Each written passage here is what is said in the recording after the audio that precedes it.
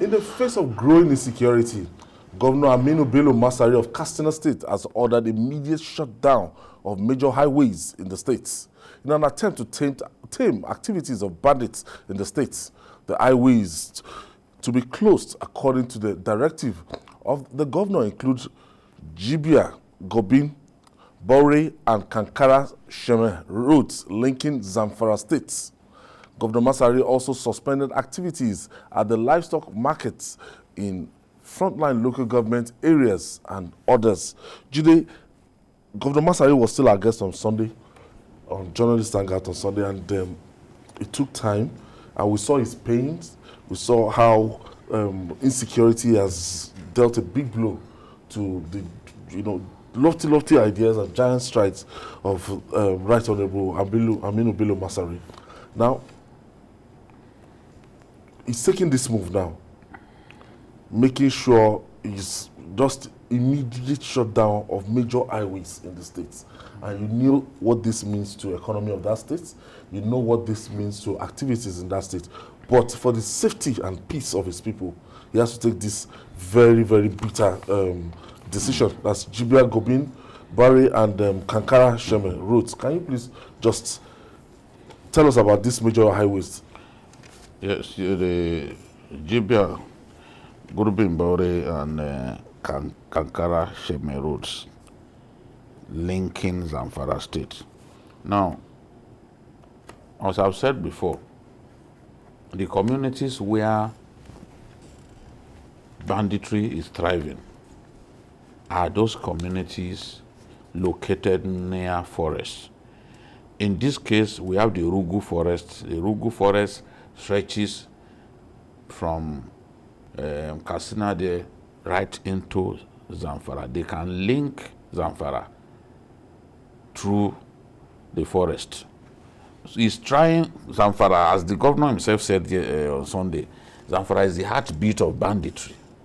The bulk of the bandits are located there, but they are able to move from Zamfara to Katsina to Kaduna because those forests link one another.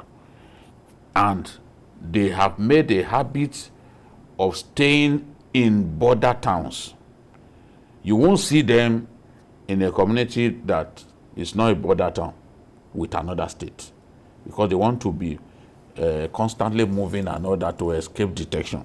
Now, you see this Kankara. From this Kankara, you can also link the Rugu forest, because I remember going to this Rugu forest when I went to do the interview with those bandits. Then this Jibia, you can link the forest also through Jibia. So he has already established some form of nexus that, look, from this highway, they can kidnap people, divert them into those highways.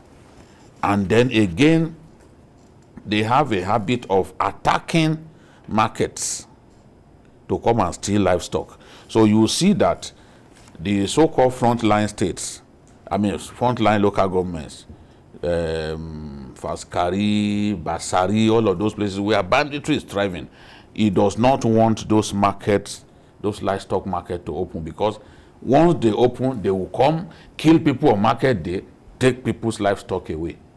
So all he's trying to do is limit the capacity of these people to move around freely and to access those places that they had been attacking for months and months. And if there is no opportunity for people to gather livestock somewhere by way of a market where they hope to sell livestock, then it may be difficult for them to come on market days. Some of the highest number of people killed have been on market days. 120 people killed in one day on market day. So he's just doing his best to see how he can limit. It's difficult given the firepower of these guys and the way they're able to move freely across up to 4 or 5 states. starting from Niger. They can link from Niger. They can link Kaduna, from Kaduna, you know, link Katsina, link Zamfara, link Kebbi. Look at the Niger boys, the Tegina boys who are abducted in Rafi local government of Niger State. Their parents received them in Kebbi. Look at the distance, but the forests link one another. So all he's trying to do is those areas. Yes, checking. If you check, the places where Katsina is suffering the most are those places where you have forests and all that. Because it's an easy get away from them. That is where their camps are. You see, even in Zamfara, the heartbeat of the whole thing, you see a community like Talata Mafara, they are not suffering from banditry because there's no forest. So this is the thing. We have to identify where these guys are and begin to serve them the justice that they deserve, because they've killed our people enough. When you look at the measure, this, you know, the governors seem to be, you know, boxed to a corner, and these are desperate measures. They are really. It's just like saying you close the Lagos-Ibadan Express Road. Yes. Closing the Express Road. Yes, the governor seems to me like a drowning man who clutches every straw. How long will those roads remain closed? That's the question we should ask him. How long will those markets remain closed? At most 2 weeks, 1 month, and those boys will just be on sabbatical, waiting for the roads to be reopened. When he was addressing us on Sunday, he said there are some things that you are going to look from, you know, a reasonable side, like from logic. Yes. That defies logic. When Mayor Akipoli was even trying to tell him that, how can you tell your people to arm yourself? He was saying, you are not in my shoes. If you were to be in my shoes, you understand what we are talking about here. The fact is that the Nigerian state has refused to do what is required to tame this, you know, scourge of banditry and kidnapping that is a consequence, you know, from it. Now, if you look at our borders in the north, how are they protected? I've listened to a lot of governors and even the political establishment in Abuja saying that there is no way the Nigerian state can shut our borders against their kids and kin in Niger Republic, in Chad, you know. And what does that mean? That means that our borders are very porous for anybody who wants to enter, to enter. And it is true, this means that some of these arms that are in the hands of these bandits, you know, get to them. Because we cannot, you know, overemphasize the fact that without proliferation of arms, these bandits will not be active. How far have we gone in taking these arms away from these people or blocking all the channels? How far have we gone? Look at the case of the 400 bureau de change operators that have been financing Boko Haram. You know, prosecuted. They've not been prosecuted. When they were arrested, they were given excuses hiding under the refuge of the judicial workers' strike. That once the strike, you know, is over, they are going to put them on trial. But it's more than 1 month, getting to 4 or 5 weeks since they resumed. What has happened? So these are the fundamental issues that have not been addressed. That the governors, what they are doing are just stopgap measures until we get to the root of the matter and address these challenges. we cannot solve the problem. How many of these boys have been arrested and put on trial and convicted by the courts? You only hear hundreds of people kidnapped, 200 million ransom demanded and paid. Some are still there. You don't get to hear that these people have been arrested, they've been put on trial and convicted. So we keep on moving in circles.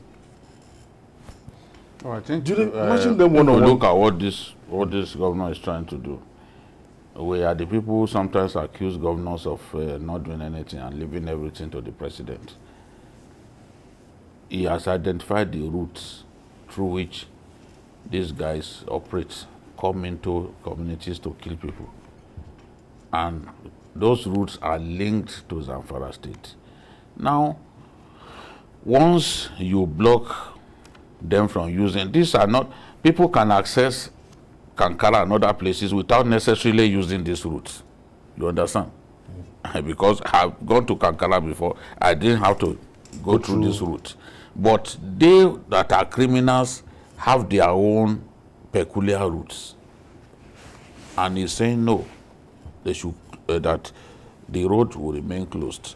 That way, the people can have a breather. Just like the notorious Abuja. You can see that, yes, because we concentrated on it, and every time we are shouting here, you hardly hear any news about that place anymore. Because they concentrated on the place, the road shoulders were expanded, they cleared the weeds, overgrown weeds near the road. Now, if you are driving, you can see far, and they were bombing them. So they've left those places, and they are concentrating on other areas now. That's the issue. Yes, well, then we will go after them in those areas until they are exterminated. The governor, if he had that this is the route through which these guys come to kill his people, and it's not really the main road, and he's saying no more, nobody should use that place anymore, at least there will be breather. Let us see where they want to pass through again. That is the thing, because they don't live with the people. You know, he said something on Sunday. He said, as long as you are in that forest, I don't see you as a decent person. Decent people should live with the people in the community. What are you doing in the forest? So now let's localize them into those places. Let's make access to those communities more difficult for them, or if not possible, so that the carnage will come down. Every day they are killing people in Katsina. You can't just sit back. When he was spending money on amnesty, he said, see, I'm just a lucky man. I'm not better than people being killed. My own mother was a milk seller. I'm the son of a milk seller. Just a woman selling furade. No. You know, it's just fortunate to be governor. He said, it could be me being killed. And that if he didn't do anything, that he thought that was the solution. It turned out that it was not the solution, because other states did not embrace the amnesty option. Look at Kano. Kano was probably the first state to do the amnesty program. Today, all of the bandits that used to be in Falgore Forest, they left. And Kano is one of the most peaceful states, if not the most peaceful, in the far north. So governors should take steps on their own, rather than constantly waiting for the president to lead the way. I think this is what Governor Masari has done, and we really have to encourage him not to relent. I'm happy to see people being trained, and they are armed. You saw the videos being trained. So it's not simply a case of individual, you as an individual go and carry arms. Government is training 3,000 people that it will deploy to those communities. So that's Amotekun coming to Katsina. Whichever way we look at it. Yes. And they've been kitted. They are training. We saw the video.